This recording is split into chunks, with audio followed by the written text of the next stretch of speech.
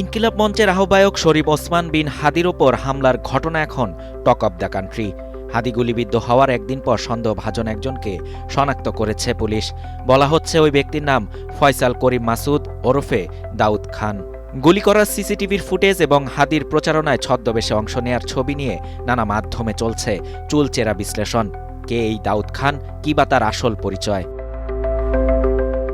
অনুসন্ধানে জানা যায় ফয়সাল করিম নামের ওই ব্যক্তি কার্যক্রম নিষিদ্ধ ছাত্রলীগের রাজনীতির সঙ্গে জড়িত ছিলেন।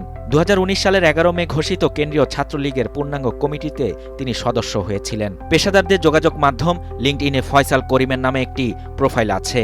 এই অ্যাকাউন্টটি যে ফয়সালেরই তা ঢাকা মহানগর উত্তর ছাত্রলীগের সাবেক এক নেতা নিশ্চিত করেছেন। লিঙ্কডইনে ফয়সাল নিজেকে Apple Soft IT, YCU technology ও অ্যানলিস্ট ওয়ার্ক নামে 3টি প্রতিষ্ঠানের মালিক হিসেবে উল্লেখ করেছেন।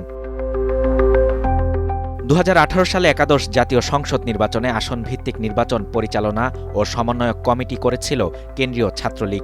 ঢাকা 12 আসনে আওয়ামী লীগের প্রার্থী ছিলেন সাবেক স্বরাষ্ট্রমন্ত্রী আসাদুজ্জামান খান। এই আসনের সমন্বয়ক কমিটির সদস্য ছিলেন ফয়সাল করিম।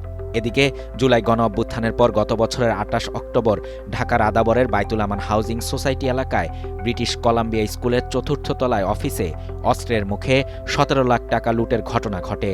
ওই হামলার প্রধান আসামি ছিলেন ফয়সাল করিম। পরে তাকে গ্রেফতার করেছিল র্যাব।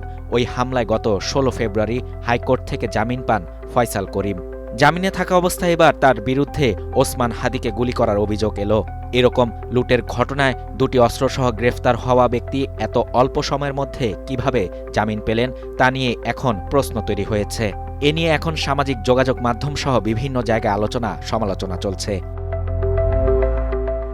এদিকে ডিজিটাল অনুসন্ধানমূলক সংবাদ মাধ্যম দ্য ডিসেন্ট দাবি করেছে তারা ওসমান হাদির ওপর সন্দেহভাজন গুলিবর্ষণকারী ফয়সাল করিম মাসুদকে বহন করা মোটরসাইকেল চালককে চিহ্নিত করতে সক্ষম হয়েছে। তার নাম আলমগীর হোসেন এবং ফেসবুক আইডির নাম মোহাম্মদ আলমগীর শেখ। তার ফেসবুক পোস্টের জিও ট্যাগে নিয়মিত রাজধানীর মোহাম্মদপুরের আদাবর এলাকার সুনিবিড় হাউজিংয়ের নাম ব্যবহার করতেন বলে জানায় দ্য ডিসেন্ট।